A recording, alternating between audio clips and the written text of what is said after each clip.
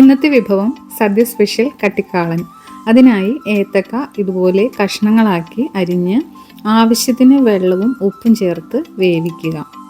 മൂടി വെച്ച് ഒരു 10 മിനിറ്റ് വേവിച്ചതിന് ശേഷം മൂടി തുറന്ന് നോക്കുക. കായയുടെ കഷ്ണങ്ങളൊക്കെ നല്ലതുപോലെ വെന്തിട്ടുണ്ടോ എന്ന് നോക്കുക.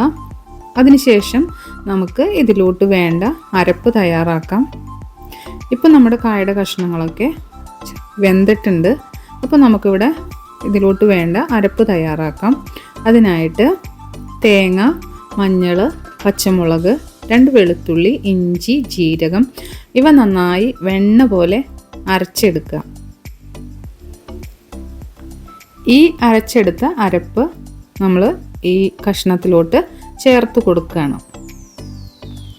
ഇതൊന്ന് തിളച്ച് പാകമാകുമ്പോൾ കുറച്ച് നേരം നമ്മൾ തിളപ്പിച്ച് ആ തേങ്ങയുടെ പച്ചമണമൊക്കെ ഒന്ന് പോയി കഴിയുമ്പോൾ ഇതിലോട്ട് നല്ല കട്ടിയുള്ള തൈര്, കുറച്ച് ആവശ്യത്തിന് പുളി വേണം, ഒരുപാട് പുളി വേണ്ട, ആവശ്യത്തിനുള്ള പുളി നമ്മൾ നല്ലതുപോലെ ഇളക്കി ഇതിലോട്ട് കട്ടയില്ലാതെ ചേർത്ത് കൊടുക്കുക.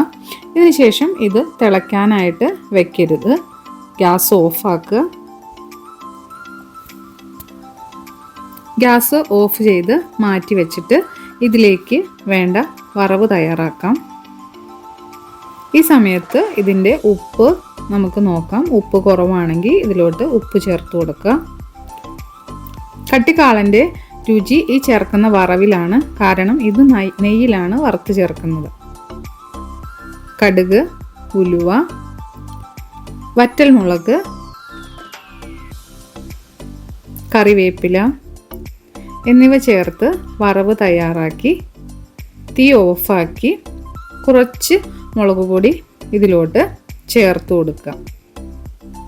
സദ്യ സ്പെഷ്യൽ കട്ടിക്കാളൻ തയ്യാറായി കഴിഞ്ഞു.